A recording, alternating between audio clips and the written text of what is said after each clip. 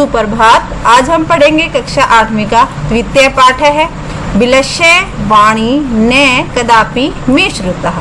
Bill की वाणी मेरे द्वारा कभी नहीं सुनी गई। प्रस्तुत पाठ संस्कृत के प्रसिद्ध कथा ग्रंथ पंचतंत्रम के तृतीय तंत्र काकुलुकीयम से संकलित है। पंचतंत्र के मूल लेखक विष्णु शर्मा है। इसमें 5 खंड हैं जिन्हें तंत्र कहा गया है। इनमें गद्य पद रूप में कथाएं दी गई हैं जिनके पात्र मुख्यतः पशु पक्षी हैं। तो बेटा लेसन स्टार्ट करते हैं। कस्मिंचित वने खर नखर है नाम सिंह है प्रतिवस्ती सम। किसी वन में खर नखर नाम का शेर रहता था। सह कदाचित इतस्ततः परिभ्रमण। वह कभी इधर उधर घूमते हुए सुधारते है। भूख प्यास से व्याकुल न नहीं किंचित अपि कहीं भी आहारम भोजन प्राप्त हुआ। उसे भूख प्यास से व्याकुल इधर उधर घूमते हुए कहीं भी भोजन प्राप्त नहीं हुआ। ततः सूर्यास्त समय एकाम महतीम गुहाम दृष्ट्वा सह अचिंत्यत। ततः उसके बाद सूर्यास्त के समय एक महतीम बड़ी गुफा को दृष्ट्वा देखा। उसके बाद उसने सूर्यास्त के समय एक बड़ी गुफा को देखा। सह वह अचिंत्यत सोचने लगा। नूनम एतस्याम गुहायाम रात्रौ को अपि जीवः आगच्छति। नूनम निश्चय ही एतस्याम इस गुफा में रात्रि में को अपि कोई भी जीव आगस्ती आता है। निश्चय ही इस गुफा में रात्रि में कोई जीव आता है। अतः अत्र एव निगूढ़ो भूत्वा तिष्ठामि इति। इसलिए यहीं ही छिपकर बैठ जाता हूँ अर्थात ठहर जाता हूँ। एत अस्मिन् अंतरे गुहायाः स्वामी दधिपुच्छ है नाम है श्रृगाल है सम आगच्छत। इसी बीच गुफा का स्वामी दधिपुच्छ नामक सियार वहां आया। यानी कि शेर जो है वो गुफा में बैठ जाता है और जो उसका सियार जो उस मालिक है उस गुफा का वो वहां आता है। स च यावत पश्यति तावत सिंह पदति गुहायाम प्रविष्टा दृश्यते न च बहिरागतः। स उसने देखा च और यावत जब तक पश्यति देखता है और वह जब तक देखता है तावत तब तक सिंह पदति शेर के पैरों के चिन्ह गुहायाम प्रविष्टा दर्शते गुफा में प्रवेश होते हुए दिखाई देते हैं। न च बहिरागता और बाहर आते हुए नहीं। यानी कि जो पैरों के चिन्ह हैं वो सिर्फ गुफा में प्रवेश अंदर जाते हुए दिखाई देते हैं, बाहर आते हुए नहीं। श्रृगाल है अचिंत्यत। सियार सोचने लगा। अहो पिक्चर में देखो बेटा जैसे दिखा रखा है सियार सोचने लगा। अहो विनष्टो अस्मि। अहो अरे विनष्टो अस्मि मैं नष्ट हूँ अर्थात मैं मरने वाला हूँ।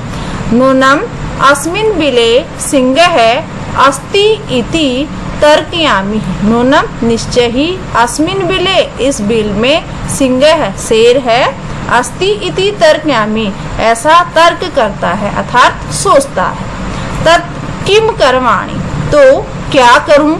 एवं विचिंत है ऐसा सोचकर दूरस्थ है रवम कर्तुम आरब्ध है। दूर से ही रव है आवाज कर्तुम करना आरब्ध है करता है। भो बिल अरे बिल किम न समरसी। किम मीन्स क्या न मीन्स नहीं समरसी याद है। यत मया तव्या सह समय है कृतो अस्ति यत् यदा अहं बृहत् प्रति आगमिष्यामि तदा त्वं माम् आक्रीषेषि।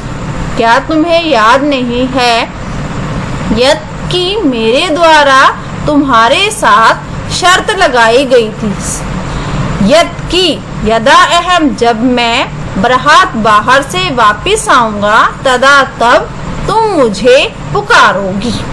यदि त्वं माम न आह्वयसि तर्हि अहम द्वितीयं बिलं यास्यामि इति। यदि तुम मुझे नहीं पुकारोगी तो मैं दूसरे बिल में चला जाऊंगा। ऐसा कौन कहते हैं? सियार। अत एतत् श्रुत्वा, इसके बाद ऐसा सुनकर सिंहः अचिंत्यत, शेर सोचने लगा। नूनम एषा गुहा स्वामिनः सदा सम आह्वानम करोति। निश्चय ही यह गुफा अपने स्वामी को हमेशा पुकारती है अर्थात बुलाती है, परंतु मत भयात न किंचित वदति, परंतु मेरे भय से कुछ नहीं बोल रही है। अथवा साधु वदम उच्यते, अथवा सज्जन लोगों के द्वारा उचित कहा गया है, यानी कि ठीक कहा गया है। भय त्रस्त मनसाम हस्तपाद आदिकः क्रियः प्रवर्तन्ते न वाणी च वेपथु अधिको भावे। अर्थात साधु लोगों के द्वारा, सज्जन लोगों के द्वारा सही कहा गया है कि डरे हुए मन वालों के हाथ पैर आदि काम नहीं करते हैं। वाणी में कंपन अधिक होता है, जिसके कारण वाणी में बदलाव अर्थात परिवर्तन हो जाता है। यानी कि जब हम डर जाते हैं तो हमारी वाणी में क्या होती है? कंपन बढ़ जाती है, अर्थात जो हम कहना चाहते हैं वो कह नहीं पाते। तत् अहम अश्य आह्वानम करोमि, तो मैं इसका आह्वान करता हूँ, अर्थात शेर बोलते हैं तो मैं इसको पुकारता हूँ। एवं सह बिले परिविश्य में भोजन भविष्यति, इस प्रकार वह बिल में प्रवेश होकर मेरा भोजन हो जाएगा अर्थात बन जाएगा।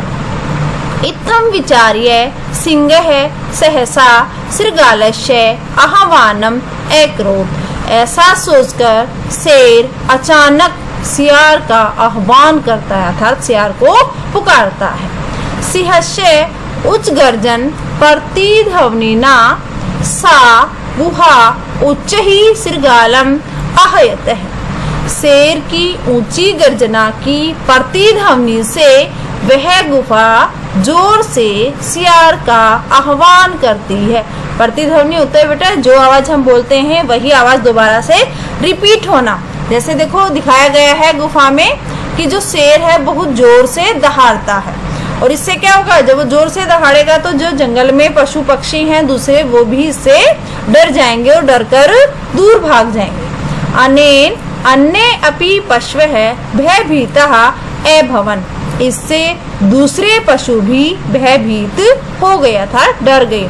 शृगालो अपि ततः दूरम पलायमानः इमं पठत, सियार भी तब तक दूर पलायन कर चुका था अर्थात भाग चुका था। इमं पठत, यह पढ़ा गया है किसके द्वारा? सभी के द्वारा। अनागतम यह कुरुते स शोभते, यानी कि जो सोच विचार कर कार्य करता है वह सुखी होता है।